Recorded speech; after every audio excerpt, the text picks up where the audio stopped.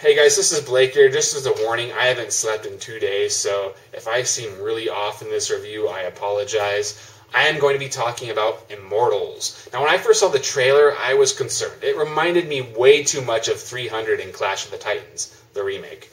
And while I'm alright with both of those movies, I don't like it when a movie reminds me too much of another movie. I don't know, I feel a movie should make its own memories.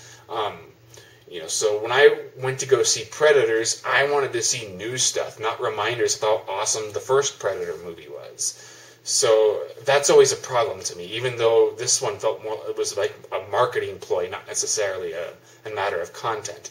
Now that I've actually seen the movie, I feel that was a little unfair to the trailer. The trailer, when you really think about it, actually does make it seem like it's its own thing.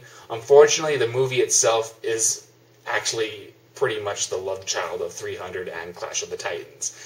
I'm going to be comparing these movies a lot. So just before I get into that, let me tell you my opinions of these two films. I love 300. It is, in my opinion, one of the best examples of style as substance. Now, what is the difference between style as substance and style over substance? Well, the Three Musketeers movie that just came out a few weeks ago is a good example of style over substance. There is substance, but for the most part, you're not really meant to grasp onto it. It almost feels like the substance was written there so that the filmmakers could say they have human drama in interviews, which it's just always cliched, conventional crap. When it's style as substance, when there is drama or characterization, it's just part of the film's style. It's always about the visual side of things. So you don't have characters talking about how much they love somebody. You'll see that through expressions, while at the same time it wouldn't be so out of character. It won't be out of place. And I thought 300 really nailed that well. That film is pretty much all action and being awesome, but it never becomes too sappy. And I really like that about 300. With Clash of the Titans, this is a movie that a lot of people hate. Now, I didn't see it in that post-conversion 3D crap, so if I saw it as that, I probably would have hated it too. I just think it's a mediocre movie. It has a few really nice standout moments, like I thought some of the casting was good, some of the visual effects was really good, and I love the Otherworld sequence. So it has its moments. All in all, it's just kind of CGI porn, and it's stripped away the uniqueness of the original Clash of the Titans. Now, I'm not actually a big fan of the original Clash of the Titans, but it had its own personality. It had so many little interesting attributes that made it really stand out, from the annoying owl to the unique practical effects. It is, I think, a pretty effective movie when it works, but also has a lot of stupid moments, but I won't go too far into that. I just felt that the remake kind of lost that charm, but at the same time was probably the better paced movie. So with Immortals, how does it compare to these two? It's not as good as 300, but I will say I think it's slightly better than Clash of the Titans. A lot of people actually said that this is what Clash of the Titans should have been. I disagree, but if you feel that way, then you feel that way. For one, in terms of story and character arc, it is pretty much Clash of the Titans. The story isn't a complete ripoff of Clash of the Titans, but it's like they took the main character from Clash of the Titans and pasted him here. This is pretty much an indication that this movie is going to be a style over substance type film. Because what the character from Clash of the Titans was, he was pretty much just a textbook hero. It's like they took this big book of conventions and just ripped a page right out of it. The characters in both of these movies turn out to be raised by, well, in Clash of the Titans, the main character is actually the son of Zeus. In this one, he was pretty much raised by Zeus, who was disguised as a human. They're both shown to be naturally badass. They're both extremely good looking, but I won't really hold that against the movie. And they're both happy with their lifestyle. They have no desire to go join the rest of the world. But then their parents are killed, and they vow revenge. And throughout the whole movie, they just want revenge. They don't want to be the hero, but they just want to kill the main bad guy. And eventually they have to learn to accept their fate and become the hero and face the impossible odds. And it's just such a bland character arc. I hate it when movies just throw in some sort of character arc like that without when it's just obviously there so the movie has a character arc. It's not like there's any inspiration behind it. It's just, okay, we need to have this guy develop somehow, so let's just take out our big book of conventions and rip a page out of that. And I felt that's where the film really suffered. Everything that happens in the film, you pretty much expect to happen. And, why take a page out of Clash of the Titans book? That movie, like I said, was mediocre. I will say this, though. The main guy, I think his name's Henry Cavill. I could be wrong about that. I thought he was better than Sam Worthington, who I thought was oddly boring in that movie. I thought this guy was much more endearing, natural. He was believable as a badass, even though I felt that he had too much of a baby face. And while he kind of really struggles with the Gerard Butler-esque speech at the end, for the most part, I was impressed with his performance. And I think he could possibly make a good Superman. I have to see. And I thought the acting was really good in general. Mickey Rourke is a great villain. He makes pretty much what is also kind of a conventional villain, where he's really pissed at the gods because the gods let his kids die, or his kid and his wife die. But Mickey Rourke really makes this guy intense and pretty terrifying, too. You really don't want to fuck with him. But while it definitely has all the script conventions of Clash of the Titans, in terms of visuals, it's more like 300. There are some scenes that feel completely lifted from 300. Like, there's at one point they're standing on a cliff, and it's like they almost took 300, and it's like, okay, let's copy this as much as possible. But otherwise, I do like how, even though the 300 inspirations were obvious, the director pretty much does go out and do his own thing with it. For one, 300 was much more awesome in its violence. When you'd see the 300 Spartans cut up all these dudes, you'd be like, hell yeah, that's awesome, that's epic.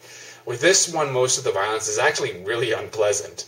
While, yeah, there is some scenes that are obviously meant to be more cool than disturbing, for the most part, the more gross or grotesque and violent sequences come from the villains, who are just incredibly cruel. And a lot of the stuff that happens, you just can't take any pleasure from it. A guy gets his testicles crushed with a hammer.